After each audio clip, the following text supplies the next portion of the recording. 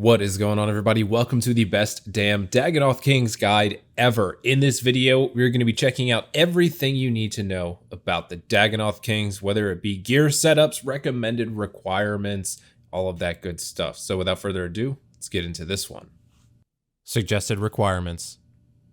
For your suggested requirements, I am going to recommend that you have an attack and strength level of at least level 80. This will give you a decent amount of DPS against Dagannoth Supreme. Dagannoth Supreme is weak to a variety of melee attacks and weapons, so it pretty much doesn't matter what you use. As long as you have these stats and you're using a decent weapon, you'll do fine. Defense level. Recommend having at least level 75, and this is in case you do have a Spectral Spirit Shield. You can use that, and we'll go over why that works in a little bit. You can also use a Dragon Fire Shield to cut down on some damage from the Spinolyps monsters that you'll encounter in the Dagannoth King's lair. We'll talk about those later as well. As for your range level 75 at a bare minimum, and this will be for the new Elven Bow, or the Bofa, if you want to call it that, or the Toxic Blowpipe. And again, we'll check out some stuff later, different gear setups. Magic level 75 at a minimum. This will be to allow you to use any of the Trident-styled magic weapons, specifically Trident of the Seas, Swamp, and the Sanguinesti Staff. Sanguinesti Staff is really good to use here because of its passive healing effect. Last is going to be your prayer level. Recommend having a minimum of level 70, and that is for the Piety Prayer. It will speed up your Dagannoth Supreme kills a good amount. Location and how to get there. First thing you need to know about getting to the Dagannoth Kings is they are located in a cave system underneath of Waterbirth Island, which is northwest of Rellekka. Now, the first couple methods we're going to talk about getting here are the fastest and most efficient. First is going to be the Waterbirth Teleport, which is a lunar magic spell. You can use the runes to do it, or you can use somebody's player-owned house to use their portal nexus and come over here. Additionally, you can also use an enchanted lyre if you do have one of those. It will put you right there as well where the Waterbirth Teleport is, and you'll just simply follow that red line you see there on the screen and enter the dungeon. If you have access to neither of those methods, you can use the Rellekka House Portal Teleport, and you can do this by using a Scroll of Redirection, which you can get from Nightmare Zone, using it on a House Teleport tab, and converting it over into a Rellekka tab, or you could just alternatively move your house to Rellekka and use a House Teleport tab to get there yourself. You'll then want to run towards your northwest to the docks and find Jarvald. Jarvald will take you over to Waterbirth Island. If you have not finished the Fremenic Trials quest, he will charge you 1000 GP. If you have finished it, he will take you free of charge, and then you will simply make your way, once again, to the dungeon. Once you have entered the dungeon, this is what you will be presented with. This is sub-level 1 of the cave system, and there's a couple things you need to know about this. First thing, you will need a pet rock. The pet rock will allow you to get into the cave system without the help of another player. Once you have your pet rock, you will go over to the pads here. You will place the pet rock down on one pad, and you will stand on the other one, click on the gate. It will open for you, and you can proceed through. You want to protect from melee running through the rock crabs, and you'll be coming up to 3 different doors that are held up by sticks. This is where your Rune Throne Axe comes in handy. It does have a special attack which bounces it around from multiple targets, so you'll want to pick one of the doors, throw the Rune Axe preferably at the center one. It will bounce around, knock the doors down, and then there is a ladder there, and you will want to climb down. Now, this is where it gets a little tricky. We're into the maze system. Once you go down that ladder, you will need to traverse through 12 different rooms in this dungeon system. So for room 1, you want to protect from magic as you're going down that ladder, and you'll want to take the ladder to the east. Room 2, protect from range, the ladder to the east. Room 3, protect from melee, you'll take the ladder that is located to the south of the room. Room 4, protect from range, and you'll take the western ladder. Room 5 is protect from magic, south. Room 6, protect from magic, south. Room 7, protect from magic, south. Room 8, protect from melee, you'll take the ladder to the east. Room 9 is going to be protect from range, east. Room 10, protect from range, north. Room 11, protect from melee, east. And room 12 is going to be protect from magic, and you will take the ladder to the south, which will then lead you to the dungeon entrance for the Dagannoth Kings. Now, you don't have to enter the lair right away. You can keep continuing on to the east, and there is a peek room here. You'll step over a root, and then you can check out this crack, and if you peek in there, it will tell you how many people are in the normal Dagannoth King lair and in the Slayer only lair. So this is a little bit of reprieve. You can wait for your run energy to come back if you need to, heal up, whatever you need to do here, and prepare yourself to enter the lair. Suggested gear setups. Starting off with our low tier setup here. This is the bottom of the barrel. This is the lowest tier gear that I would personally take to the Dagannoth Kings if I had to. So Varrock's helm in the helmet slot, but if you are on a Slayer task for Dagannoth, you're going to want to use the Slayer helmet imbued if you do have that. Fire Cape, Amulet of Glory, Unholy Blessing, but any blessing will work. Abyssal Tentacle with the offhand as a Dragon Defender. Thorax Plate Body for the additional defense. Varrock's Plate Skirt, Barrow's Gloves, Dragon Boots, and a Brimstone Ring. Over in the inventory, we have a 4-way range switch. That is going to be the Guthix D-Hide top and legs. Any of those will do. They all do the same thing. Guthix just kind of cheap. Ava's Accumulator, but if you have an assembler, use that. Toxic Blowpipe with at least adamant darts in it. Rune darts, amethyst darts are kind of cheap nowadays, comparable to what they used to be, so you could just opt to go up a tier. As for your magic weapon, Trident of the Seas, you actually don't need anything else because of Dagannoth Rex's magic level. It is 0, so you'll hit just fine no matter what you're wearing. As for everything else, for potions, 1 Super Combat, 1 Ranging Potion, 2 Ceradomin Brews for emergencies, 3 Samfuse Serums, those do restore prayer, as well as restore stats and give you anti-poison. I also have in there 8 prayer potions for the longevity of the trip, 4 anglerfish for food, because with this kind of gear and lower stats, you'll probably need a little bit of food here and there. As for how to get in there, we have the Pet Rock, as well as the Rune Throwing Axe, which we covered earlier. Rune Pouch with Bloods, Chaos, and Death Runes. This is for the Blood Burst spell. You would use this on Rex or the Spinolyps, just to heal up some HP if you need to. Obviously, if you have higher magic, you can opt to use a better blood spell. And 2 house teleports to get out after the trip. Next up is our medium tier setup. This one's a little bit more up there in terms of cost, especially for the melee gear. We're using a Serpentine Helm here. This provides a anti-poison effect as long as you are wearing it, so you actually won't need any form of anti-poison with that helmet equipped. Fire Cape, Amulet of Fury, Unholy Blessing. Again, any blessing will do. As the weapon for the medium tier, I did choose to go with the Grazi Rapier. It is kind of pricey. It's around 98 mil or so for the time of this video. Obviously, that is, I guess it is a mid-tier weapon compared to our best in slot, but if you can still only use an Abyssal Tentacle, that is fine with this gear. Offhand, again, Dragon Defender. Fighter Torso, Bandos Tassets, Barrow's Gloves, Guardian Boots, and a Berserker's Ring imbued. Over in the inventory, it's almost the same. We still have a 4-way range switch with the Guthix top and legs. Ava's Assembler, Toxic Blowpipe, again with Adamant Darts or better in it. This time we have a Trident of the Swamp, the upgrade from the Trident of the Seas. 1 Super Combat, 1 Ranging Potion, a Super Restore down to 1 Brew instead of 2 with this setup. We also have 11 Prayer Potions in here, 3 Anglerfish, and I chose to bring the Explorer's Ring for the medium setup because it does offer high alchemies, and usually probably around this time you probably have one of those. Pet Rock, Rune Throwing Axe. In the Rune Pouch this time we have Waters, Bloods, and Deaths. This way, if you do have level 80 magic, you can use Blood Blitz for healing spells, as well as an ice spell to stop Rex from moving if you need him to. 2 house teleports, 1 to get to Waterbirth Island using a portal nexus somewhere, and 1 to get out. Next up is our high tier setup, and this would be considered best in slot for the Dagannoth Kings. In the helmet slot, Helm of Nitznot, Infernal Cape in the cape slot, Amulet of Torture, Dragon Arrows for your ammunition, Scythe of Vitor, that is charged for your melee weapon, Bandos Chestplate and Tassets, Barrow's Gloves, Primordial Boots, and a Berserker's Ring imbued. Over in the inventory, we have an Armadillo Chestplate and Chain Skirt, Necklace of Anguish, Ava's Assembler Max Cape, or an Ava's Assembler if you have that, whichever one, doesn't matter. Twisted Bow is going to be your range weapon with Pegasian Boots in there. As for your Mage Switch, it's going to be a Sanguinesti Staff, Occult Necklace, and a Tormented Bracelet. Spectral Spirit Shield is going to be your shield, and you would use this while you are maging Dagannoth Rex to get rid of some of that prayer drain.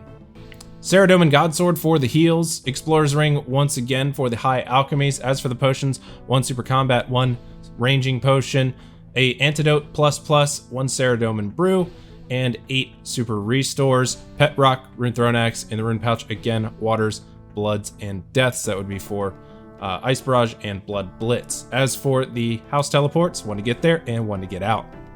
And last but not least, my personal setup. Now, it is not true best in slot considering the items that I have, but I will say that my personal best Dagannoth King trip is 178 kills in one trip. I killed 178 Dagannoth Kings in one trip with exactly the gear you see here. Now, I like using this better than the best in slot because with that best in slot, trips are a little bit shorter because you have less supplies. So regardless, I think this is a very great setup and I would recommend it to anyone.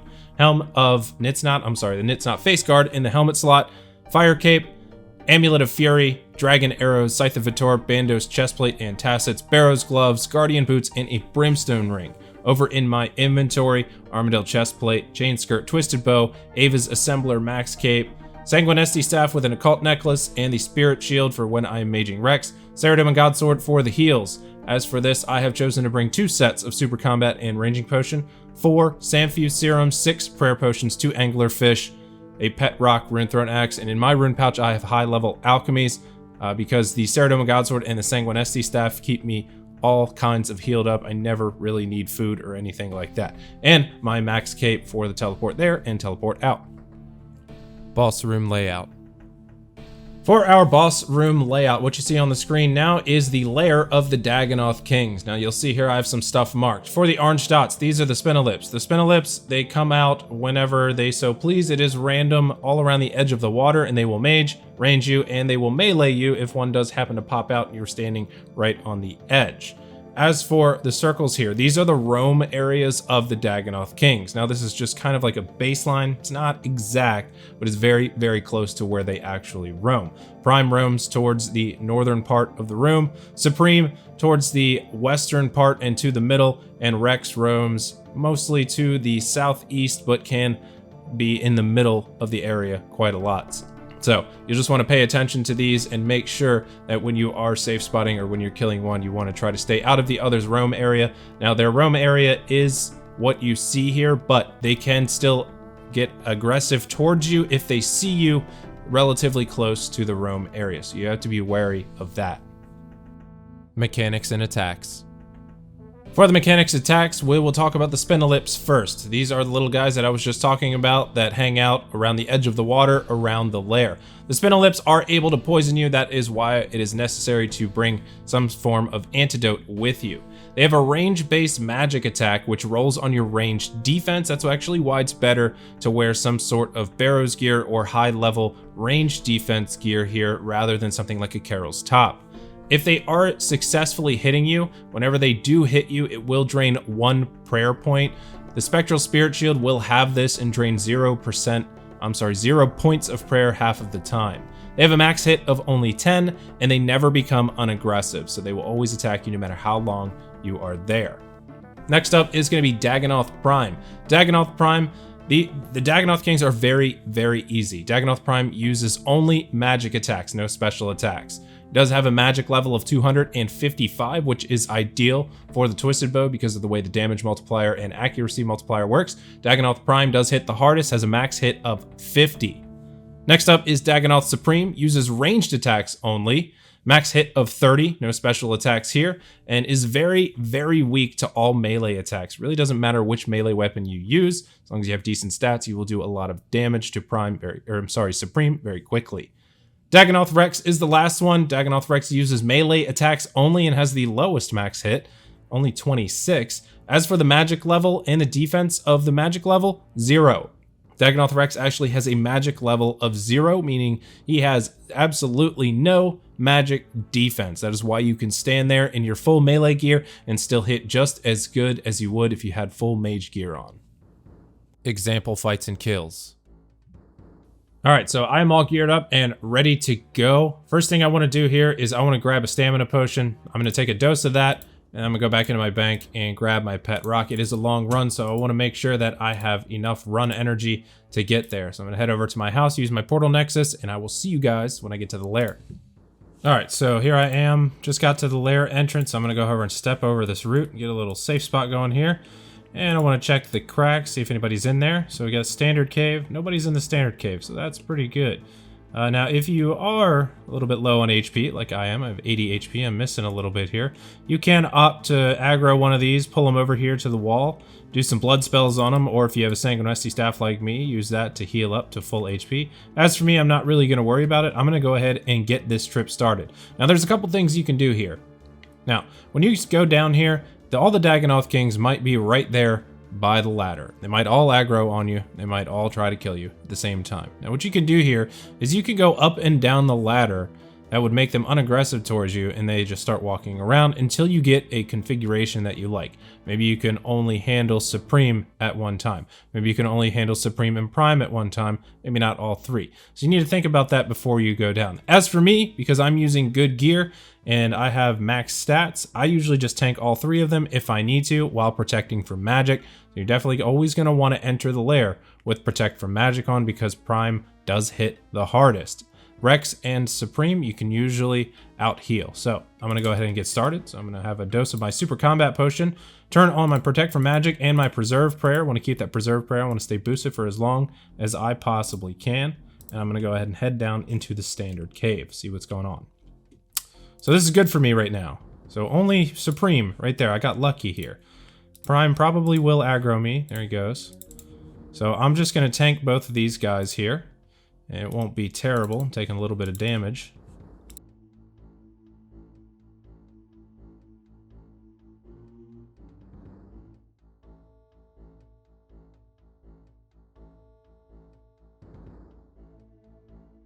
So there's Supreme down. So now I only have to worry about that mage attack there. Take my Dagannoth bones real quick. I want to get my Sanguinesti staff and shield on. I'm going to aggro Rex and then run over here to the safe spot. Once I get here, I'm going to go ahead and set up as soon as he gets here and move to the next square here.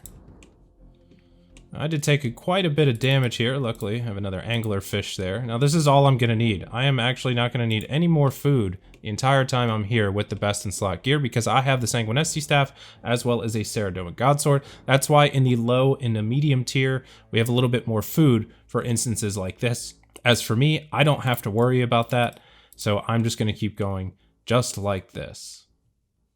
As you can see, Rex is going down very easily with full melee gear on. That's because of that level 0 magic that he has. So now I'm about to take out Prime over here. I'm going to go ahead and drink Dose of Ranging Potion, put my range gear on, Antidote because I got poisoned, and then I'm going to go to town with the Twisted Bow. And then we have 100% special attack here, so I'll be able to use both my SGS specs once Supreme comes back up. Again, he is very, very weak to melee attacks. There's a good chance I'm going to hit both of those special attacks on him. Now that I've got this first rotation out of the way, I only have to worry about one Dagannoth King every time I'm going. And we'll go ahead and go through one more rotation since this was kind of quick. So melee gear back on with the SGS, Protect from Range, Piety, and I got lucky there with some shark drops. So SGS spec. Heal up to 61 HP, do another one, up to 84, and I am good to go, especially with that food drop. You will see a decent amount of food as you're going through the Dagannoth Kings. Rex, Supreme, and Prime all drop food, so if you are a little bit low, you'll probably see some sooner rather than later. And there's that. Archer Helm, so I can go ahead and alch that, don't need that. Take some Dagannoth Bones. Pick up a couple sharks just to replenish my food stock, and Rex has 23 seconds till he respawns, so I'll go ahead and skip to that. So there's Rex, and I'm going to go ahead and start my lure. Now there are a few different lure spots around the Dagannoth Kings. This one is actually my favorite because it keeps me going in a circular rotation. So what you want to do for this lure spot is you want to just go ahead and mark this tile here if you're using a third-party client. That's right here on the corner, you can see. And I also have this seaweed here marked. You could actually also stand here if you like. You only need one spot. I usually just go to the seaweed. But this is my favorite safe spot. There's actually another one over here on this side of the room, and there's another one over by the ladder. It is entirely up to you what you want to do, but like I said, personal preference, I like this one. So there's my second Rex kill of this trip. Gonna grab my bones. Back to the range gear with the Fury. Protect from Magic, and Rigor. And then I am going to town, and this is the Dagannoth Kings. It's literally this easy. Once you get through that first rotation where all three of them can attack you at the same time, you will literally be smooth sailing. You only have to worry about one. And I am staying out here where I'm standing right now. Supreme can't reach me with his aggressive attacks. He won't even walk close enough to actually aggro on me, so I don't have to worry about that. There's another Prime kill. Back to melee gear, and that is the Dagannoth Kings, my friends. Ending words. So that's going to do it for this Dagannoth Kings guide, everybody. I hope that you have enjoyed watching it. Dagannoth Kings are a great entry-level boss to start jumping into the old-school RuneScape bossing scene. Gives you a little bit of information and learning on how timing works and setting different spots up, as well as the chance to take a decent amount of damage when you do enter the cave, so you'll have to be able to handle that once you do it, and it will prove useful in your future OSRS bossing. As usual, guys, I hope that you have enjoyed the video. If you liked it, please leave a thumbs up down below, and if you haven't done so yet, please tap that subscribe button on your way out. If you have any questions or comments, please leave them down below. I'll try to get to everything that I possibly can. Until next time, take it easy, everybody.